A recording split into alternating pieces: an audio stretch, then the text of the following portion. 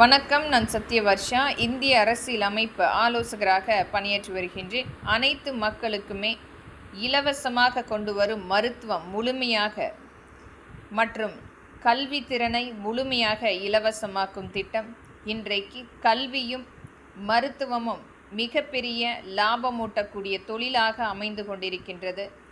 இது நம்மளுடைய இந்திய மக்களுக்கு இலவசமாக ஒரு மருத்துவத்தையும் கல்வியும் கொண்டு வரும் பொழுது நம்மளுடைய மக்களுடைய திறன் கண்டிப்பாக மிகப்பெரிய அளவில் அனைவருக்குமே சமமாக கிடைக்கக்கூடிய வாய்ப்புகள் அனைத்துமே பங்களிப்பு கொண்டு வர முடியும்.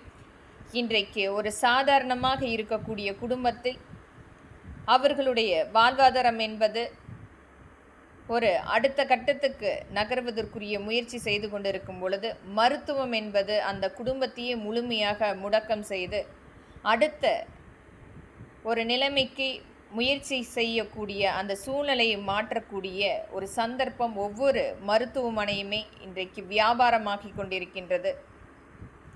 ஒரு மனிதநேயம் கொண்ட மருத்துவம் இன்றைக்கு முழுமையாக வியாபார மையங்களாக ஒரு மிகப்பெரிய ஒரு கார்ப்பரேட் நிறுவனங்களுக்கு அடிமைத்தனமாக வாழ்ந்து கொண்டிருக்கும் அனைத்துமே மருத்துவம் மற்றும் கல்வியை முழுமையாக இலவசமாக்கும் திட்டம். இது முழுமையாக நம்மளுடைய தமிழ்நாட்டில் முதல் ஒரு பங்களிப்பாக கொண்டு வரும் பொழுது இன்றைக்கு வியாபாரமாக செயல்பட்டு கொண்டிருக்கும் மருத்துவம் மற்றும் கல்வியை முழுமையாக இலவசமாக்குவோம்.